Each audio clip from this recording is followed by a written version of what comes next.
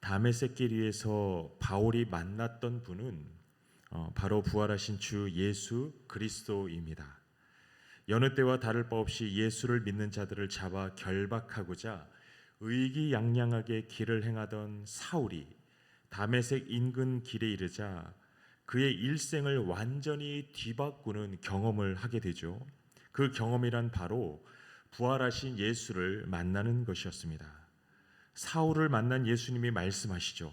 사울아, 사울아, 네가 어찌하여 나를 핍박하느냐.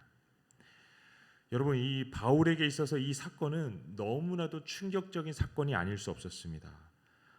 당대 초기 기독교인들이 고백하였던, 심지어 목숨과도 맞바꾸던 복음, 그 복음이 말하는 그리스도의 부활이라는 것이 절대적으로 허상이라고, 거짓이라고 믿어왔는데, 더욱이 기독교는 이 유대민족의 뿌리를 흔드는 척결되어야 할 암덩어리, 반민족적인 암덩어리와 같은 이단자들이라고 믿어왔는데, 그래서 그 기독교를 뿌리채 뽑아버리고자 누구보다 열의를 가지고 앞장서 왔었는데, 사울 자신이 그토록 부인하던 것들이 명명백백한 사실로 드러나는 그 순간의 충격은 정말이지 이루 말할 수 없었던 것입니다.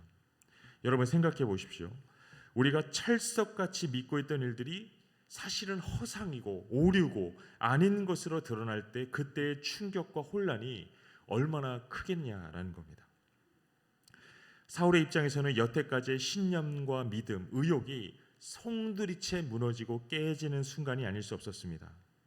그러나 조금만 생각해 보면 이러한 혼돈과 혼란의 상황들은 어찌 보면 그 당시에 바울 되기 이전의 사울에게 있어서는 당연히 지나야 할, 피할 수 없는 상황이었음을 보게 됩니다. 아니, 꼭 필요한 상황이었던 것이죠. 더 나아가 오늘을 사는 모든 인생들이 반드시 겪어야 할 상황이기도 합니다. 다른 말로 절망입니다. 여기서의 절망이란 빛 앞에서 우리 자신이 어둠이기 때문에 겪을 수밖에 없는 그 절망을 말합니다. 우리는 참되고 영원한 빛 앞에서 어둠에 처해 있는 우리 자신의 허무함과 두려움, 그 절망을 볼 수 있어야 한다는 거죠. 그것이 비록 처음에 부활의 주이신 그리스도를 만났던 바울처럼 몇 날을 식음을 전폐할 정도의 충격의 도가니라 할지라도 우리는 빛 앞에서 어둠의 허망함을 깨달아야 한다는 겁니다. 그래야만 우리가 빛 앞에 나아갈 수 있습니다. 그래야만 복음 앞에서 우리 자신을 꺾을 수 있습니다. 이러한 과정이 비록 고통이 뒤따르는 과정일지언정 이것은 틀림없는 은혜의 징조라는 거죠. 바울의 다메섹 회심 사건 이후로 약 13년의 세월이 지났습니다. 바울은 이제 이전에 자신이 그토록 부정하던 그리스도의 복음을 위해 생명을 거는 사도로 변화되었습니다. 낮이나 밤이나 부활의 소망을 전하는 사명을 감당하는 일에 이제는 생명까지도 아끼지 않는 사도로 변화가 되었습니다. 다시 말해서 복음으로 말미암아 완전히 새 사람으로 변화됐다라는 거죠. 과연 바울 자신을 이렇게까지 변화시키도록 하였던 그 실체가 무엇이냐라는 거죠. 바로 부활하신 주 예수 그리스도입니다. 분명 바울이 다메섹 길 위에서 만난 이가 부활하신 주 예수 그리스도입니다. 다메섹 길 위에서 이 사건이 사울을 바울 되게 하였고 바울을 사도 되게 하였던 것이죠. 그러고 보니까 이 다메섹에서의 사건은 단지 바울의 회심만을 일으킨 것이 아니었다라는 사실에 주목을 하게 됩니다.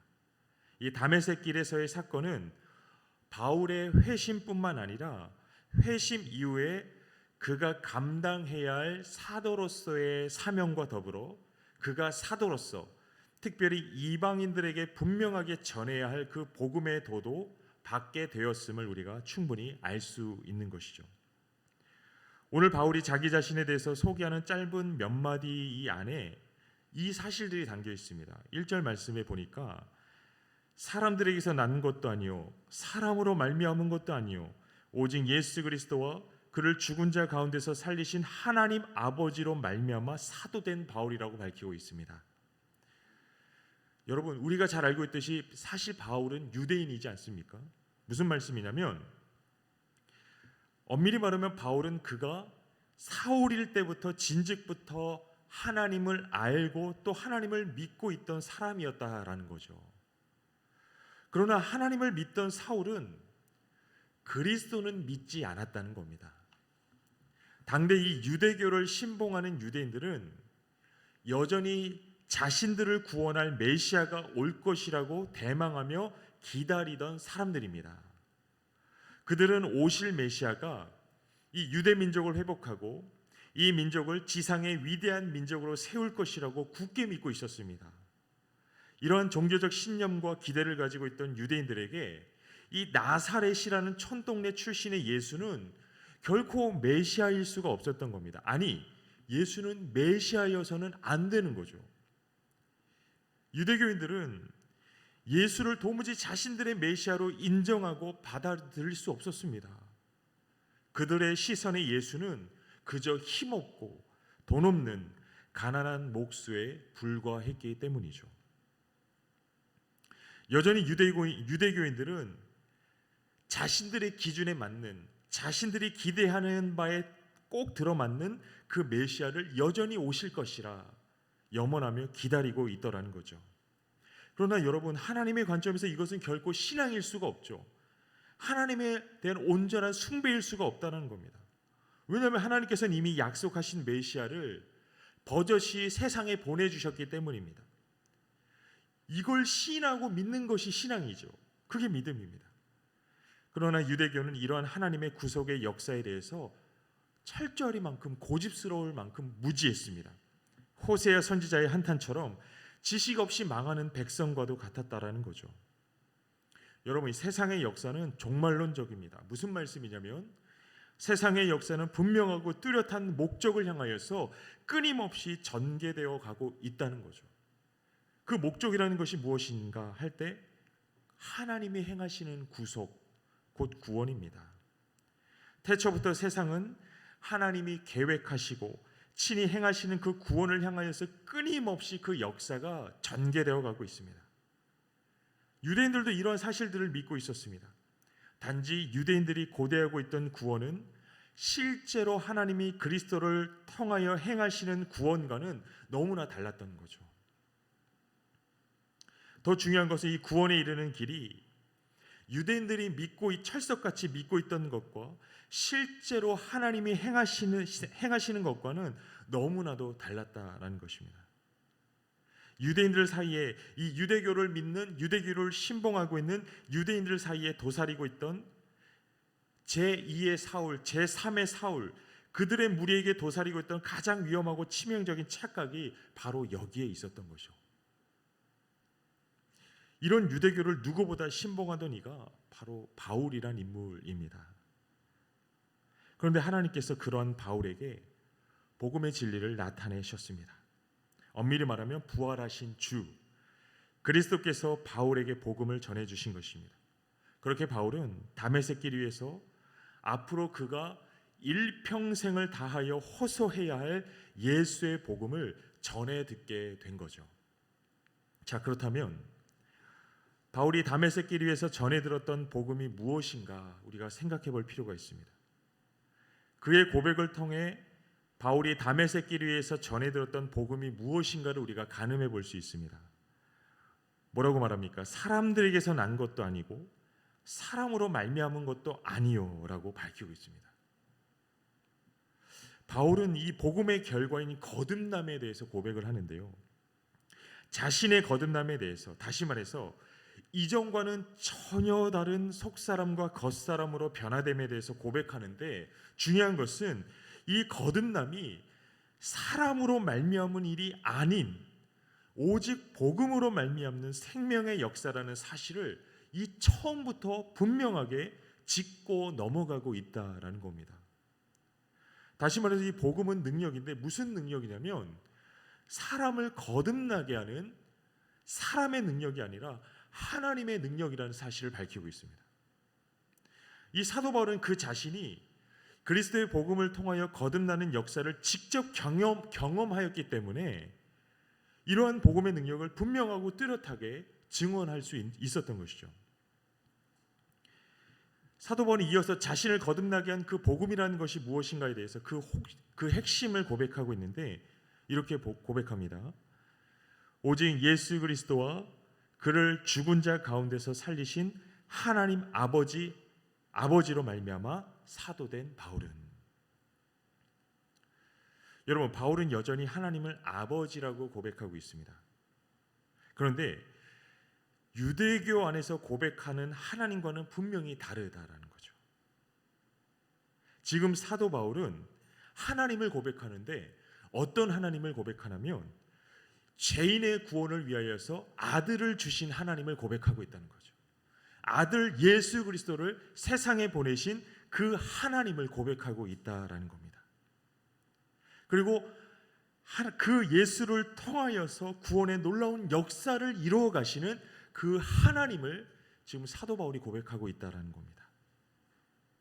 결과적으로 지금 사도 바울은 예수 그리스도로 말미암아 하나님을 고백하게 되는 지경에 이른 것입니다.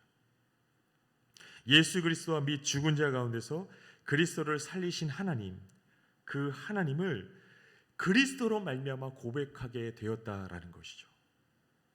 이 서신의 시작부터 이토록 중대한 내용을 먼저 언급하고 있는 것을 통하여 이 갈라디아서라는 서신의 목적 자체가 복음을 복음으로써 설명하고 당부하기 위한 것임을 우리가 충분히 직감할 수 있을 것입니다. 사실은 이것 자체가 바울이 이 갈라디아 여러 지역의 교회들에게 서신을 보낸 그 목적입니다. 역설적이게도 예루살렘 교회로부터 아주 비복음적인 신앙관들이 흘러가기 시작하였다는 점에 우리는 문제의식을 지녀야만 하더라는 거죠. 요즘에 새벽에 이제 사도행전 말씀으로 계속 말씀을 나누고 있는데 이 사도행전 말씀을 통하여 우리가 목격하게 되는 초기 예루살렘 교회는 오순절 성령 강림 사건을 계기로 말 그대로 폭발적인 부흥의 역사가 일어났습니다. 그럼에도 놀랍게도 스데반 집사의 순교 사건을 기점으로 이 예루살렘 교회는 뿔뿔이 흩어지게 되죠. 여러분, 근데 중요한 것은 이것은 불행한 사건이기 이전에 분명한 하나님의 섭리적인 사건이었다라는 사실에 우리가 주목하지 않을 수 없습니다. 무슨 말씀이냐면 초기에 폭발적으로 부흥하던 예루살렘 교회가 공중분해되어 말 그대로 뿔뿔이 흩어져야 했던 일은 불가피한 이 구속사라는 큰 역사의 관점에서 봤을 때 불가피한 면들이 있었다는 겁니다. 엄밀히 말하면 이 초기 예루살렘 교회의 부흥은 한정된 부흥이었다라는 거죠. 왜냐하면 이때까지만 하더라도 복음은 유대인들의 전유물이라는 그 의식이 강하였기 때문입니다. 유대인들 사이에 구원은 오직 소위 말하는 아브라함의 후손이라 간주되는 어떤 혈통적인 이스라엘에게만 임하는 것이라는 종교적인 신념들이 아주 강력하였던 것이죠. 이러한 의식들이 사실은 예수 그리스도의 복음이 사마리아와 땅끝까지 뻗어나감에 있어서 결정적인 걸림돌이 되고 있었다라는 겁니다. 그래서 하나님은 이 스데반 집사의 순교를 계기로 아예 예루살렘 교회를 뿔뿔이 흩으셨고, 더 중요한 것은 그 즈음에 혈기왕성한 이 유대교 안에서도 엘리트 중에 엘리트로 손꼽히던 사울이라는 청년을 사도 바울로서의 삶으로 강력히 불러 세우고 계셨던 거죠. 핵심은 이것입니다. 사실 초기 교회 역사 속에서 바울이 전하는 이 예수 그리스도의 복음이 상당히 급진적이고 이단적인 것으로 여겨졌다라는 거죠. 왜냐하면 바울은 이 유대교의 전통과는 달리 오직 예수, 오직 믿음의 원리만을 호소하였기 때문입니다. 유대인들은 구원을 얻기 위한 다른 조건들을 내세웠는데 그게 바로 대표적으로 할례이고 바로 율법 준수였습니다. 할례 받지 않으면 구원받을 수 없다라는 거죠. 율법을 준수하지 않으면 구원받을 수 없다라는 겁니다. 유대인들의 이러한 종교적인 주장들이 예수를 믿게 된 이방인 신자들에게도 적지 않은 혼란을 끼칩니다. 할례 받지 않으면 구원 백성일 수 없으며 율법을 지키지 않으면 구원받을 수 없다라는 이 주장들이 하나둘씩 기독교로 개종하기 시작한 이방인들을 영적인 혼돈에 떨어지게 하더라는 겁니다.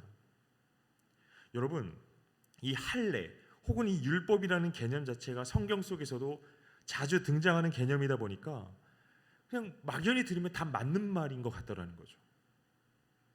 그러나 엄밀히 말하면, 좀 원색적으로 표현하면 철저히 비복음적인 주장들이더라는 거죠. 여러분, 무엇이 성경적인 겁니까? 구원은 오직 그리스도를 믿는 믿음으로 말미암는다는 사실만이 성경적인 메시지입니다.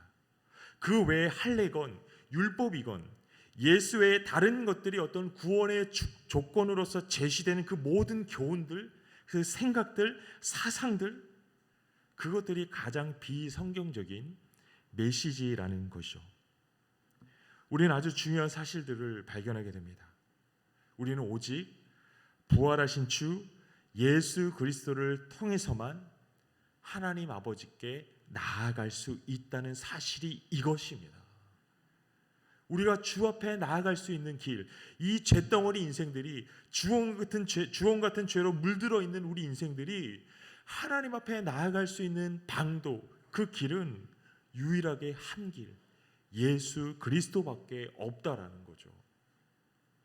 그래서 성경은 예수님에 대해서 중보자라고 표현하고 대제사장이라고 표현합니다. 디모데전서 2장 5절 말씀에 기록하기를 하나님은 한 분이시요 또 하나님과 사람 사이의 중보자도 한 분이시니 곧 사람이신 그리스도 예수라. 성경의 말씀입니다. 히브리서 9장 15절 말씀에도 기록하기를 이로 말미암아 그는 새 언약의 중보자시니 이는 첫 언약 때에 범한 죄에서 속량하려고 죽으사 부르심을 입은 자로 하여금 영원한 기업의 약속을 얻게 하려 하심이라. 누구를 통해서요? 새 언약의 중보자이신 예수를 통해서 말입니다. 성경의 메시지입니다. 하나님과 인간 사이의 중보자는 오직 한 분, 그리스도뿐이라는 점과 우리의 유일한 중보자이신 그리스도는 우리의 죄를 속량하사 영원한 하나님 나라의 약속을 얻게 하시는 그 일을 감당하시는 유일한 우리의 중보자다. 이 분명한 사실들을 성경은 끊임없이 우리에게 말씀하고 있더라는 거죠. 여러분, 이게 복음입니다. 이게 바울은 바로 이 복음으로 말미암아 거듭남의 은혜를 얻은 그리스도의 속죄와 중보 사역의 그 열매였던 거죠. 바울 자신 자체가. 계속해서 바울은 그리스도가 누구인가에 대해서 고백하며 전합니다. 4절의 말씀에 기록하기를 그리스도께서 하나님 곧 우리 아버지의 뜻을 따라 이 악한 세대에서 우리를 건지시려고 우리 죄를 대속하기 위하여 자기 몸을 주셨느니라. 바울은 그리스도가 왜 죽으셔야 했는지에 대한 사실을 전하고 있습니다. 그리스도가 왜 죽으셨습니까? 악한 세대에서 우리를 건지시기 위하여 죽으셨다라고 밝힙니다. 그런데 중요한 것은 여러분, 이것은 철저히 하나님 아버지의 뜻에 따른 일이라고 밝히고 있다는 거죠. 그리스도께서 세상에 계시는 동안 자의적으로 사역하신 적이 단 한순간도 없다라는 겁니다. 철저히 예수 그리스도를 독생자로 이 땅에 보내신 그 성부 하나님의 계획과 뜻에 따라 일하셨다는 거예요. 이건 너무나도 중요한 부분입니다. 이 말이 의미하는 것이 무엇일까요? 달리 말하면 우리는 그렇게 철저하게 성부 하나님께 순종하셨던 그리스도를 통하여서 하나님을 알 수 있다라는 것이죠. 그리스도는 하나님의 자기 계시, 곧 육신이 되어 이 땅 가운데 오신 말씀입니다. 그렇기 때문에 우리는 그리스도를 통하여 육신이 되어 이 땅 가운데 오신 그리스도를 통하여 하나님을 알 수 있는 거죠. 이것은 우리와 같은 죄인들에게 있어서는 이루 말할 수 없는 은혜고 이루 말할 수 없는 특권이고 이루 말할 수 없는 영광입니다. 하나님이 친히 너와 사귀고 싶다. 내가 다시 너를 만나고 싶고 너와 소통하고 싶고 너와 함께 사랑을 누리고 싶다. 이 메시지 자체가 육신이 되어 우리 가운데 오신 예수 그리스도, 말씀이신 그리스도가 우리에게 호소하고 있는 하나님의 본심이라는 거죠. 그럼 이게 바로 복음입니다. 여러분, 복음은 분명 우리에게 유익한 것입니다. 우리를 살리는 진리입니다. 그리고 이 복음에 반응함이란 곧 믿는 것이죠. 이 복음을 있는 그대로 믿는 겁니다. 하나님께서 그리스도를 통하여 이루신 죄사함의 그 고통의 역사, 살이 찢기고 몸속에 모든 물과 피가 쏟아지는 고통, 그 심장이 찔리는 그 고통, 더욱이 하나님으로부터 철저히 소외되는 말할 수 없는 그 영적인 고통, 그 참회와 속죄의 고통, 우리가 그리스도를 믿음으로 이 고통에 참회하게 되고 뿐만 아니라 그리스도를 믿음으로 죽음으로 정점이 찍혔던 모든 고통을 이김으로 부활의 영광에 동참하게 되는 것이죠. 여러분, 이게 곧 우리가 오늘을 사는 이유이지 않을까요? 우리는 살리심을 얻었습니다. 그리스도로 말미암아 우리는 살리심을 얻었습니다. 이것은 그리스도로 말미암는 하나님이 주시는 은혜의 역사이니, 여러분, 하나님이 스스로 거두시지 않으신다면 어느 누구도 이 은혜를, 이 복음의 은총을 해하거나 무력화시키거나 무효화시킬 수 없다라는 거죠. 하나님이 거두지 않는 이상, 로마서 8장의 말씀처럼 누가 우리를 하나님의 사랑에서 끊을 수 있겠느냐라는 겁니다. 이게 복음입니다, 여러분. 이것을 어떠한 상황 속에서도, 어떠한 내적 갈등 속에서도 이 복음이 우리에게 뚜렷하게 전하고 있는 이 사실을 매일같이 주구장창 시인하고 이 처절한 삶 속에서도 그러함에도 확신해 나가는 것이 믿음의 여정일 것입니다. 여러분, 애초에 우리에게 주어진 이 복음은 선물과도 같은 것입니다. 예측하지 못한, 모두의 예상을 철저히 뛰어넘은, 모두의 상식을 철저하게 뛰어넘은, 누구도 생각지도 못했던 선물과도 같은 것이 복음이라는 거죠. 우리의 그 어떠함으로도 구원을 얻을 수 없다는 사실이 모든 인생을 짓누르는 가장 큰 절망이었는데, 이 절망을 하나님께서 그리스도를 통하여 깨뜨리신 겁니다. 지금 우리가 누리고 있는 이 구원의 은혜는, 이 구원의 감격과 구원의 기쁨은 우리의 수고와 노력이 아닌 예수 그리스도의 수고와 노력의 결실이라는 겁니다. 예수가 수고하여 이룬 일의 수여자가 우리가 된 것뿐입니다. 이런 말이 있죠. 재주는 곰이 부리고 돈은 왕서방이 다 챙겨간다. 그런데 여러분, 예수님은 도리어 기뻐하신다고 합니다. 이사야서 53장 11절 말씀에 기록하기를, 가라사대 그가 자기 영혼에 수고한 것을 보고 만족히 여길 것이라. 나의 의로운 종이 자기 지식으로 많은 사람을 의롭게 하며 또 그들의 죄악을 친히 담당하리라. 예수께서 되려 자기의 그 수고한 것을 보고 만족히 여길 것이라고 합니다. 억울해하기는커녕 만족해 하신다고 합니다. 여러분, 이게 예수의 사랑입니다. 그래도 처절하게 십자가에 신음하셨던 그 고통의 열매를 보고 예수님이 만족하신다고 합니다. 그 열매가 누구입니까? 여러분이죠. 이 교회 공동체 아닙니까? 말씀대로라면 성도님 한 사람 한 분 한 분을 바라보면서, 이 공동체를 바라보면서 예수님이 만족하신다고 합니다. 기뻐하신다고 합니다. 이 공동체를 바라보며 예수님의 입가에 그 미소가 끊이지 않는다는 거예요. 사랑하는 성도 여러분, 성도는 사람에게서 난 자도 아니요 사람으로 말미암은 자도 아닙니다. 오직 말씀이신 그리스도를 통하여 새롭게 창조된 존재, 새로운 피조물, 그가 바로 성도라는 거죠. 왜 이 사실을 아는 것이 중요할까? 이 사실을 모르면 우리는 매일같이 절망할 수밖에 없습니다.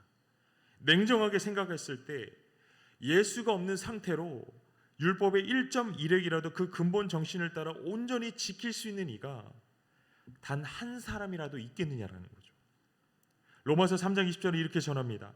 그러므로 율법의 행위로 그의 앞에 의롭다 하심을 얻을 육체가 없나니 율법으로는 죄를 깨달음이니라. 무슨 말씀입니까? 율법 자체가 무익한 게 아니라 우리 자체가 그 율법을, 완전한 율법을 온전히 지킬 만한 그 어떤 양심적인 상태도 아니라는 거죠. 그러니 이 완전한 율법 앞에 설 때마다 우리는 절망할 수밖에 없고 실망할 수밖에 없고 자포자기할 수밖에 없다라는 거예요. 여기서부터 영적인 무력감이 나오고 영적인 수많은 부작용들이 나오는 거죠. 사랑하는 성도 여러분, 예수 그리스도의 이 순전한 복음에 다른 그 무엇도 가미하려고 하지 마시기 바랍니다. 우리는 오직 예수를 믿고 그가 하신 일들을 시인하고 인정함으로 그러한 믿음의 역사하는 성령으로 구원을 얻게 됩니다. 이게 다입니다, 여러분. 이게 전부라는 거죠. 사랑하는 성도 여러분, 성도의 신앙은 스스로가 책임지는 것이 아니라 그리스도께서 책임져 주시는 겁니다. 내 감정, 내 기분, 내 느낌과 상관없이 이 진리는 언제나 동일하고 미쁩니다. 시편 32편 1절에 이런 고백을 합니다. 허물의 사함을 얻고 그 죄의 가리움을 받은 자가 복이 있도다. 이 고백 안에 감춰져 있는 진실이 뭡니까? 우리는 여전히 허물 많은 죄인이라는 거죠. 그러나 그 허물의 사함을 얻고 그 죄의 가리움을 받은 자가 복이 있다라고 분명히 말씀하죠. 허물은 내 스스로가 극복하는 것이 아니라 예수에 의해서 사함을 얻는 것이고, 죄는 내 스스로가 극복하는 것이 아니라 예수로 가리움을 얻는 것이라는 겁니다. 이것이 바로 복음이 보장하는 은혜입니다. 예수로 우리의 허물을 사하시고 예수로 우리의 죄를 가리우사 이리도 수치스러웠던 인생을 영화롭고 존귀한 인생 되게 하시는 그 하나님을 여러분 확신하시기를 바랍니다. 그 하나님을 즐거워하시기를 바랍니다. 이 변하지 않는 복음의 진리를 확신함으로 이 복음을, 그리스도의 복음을 우리에게 주신 그 하나님을 매일매일의 삶 속에서 찬미하시기를 예수님의 이름으로 축복합니다.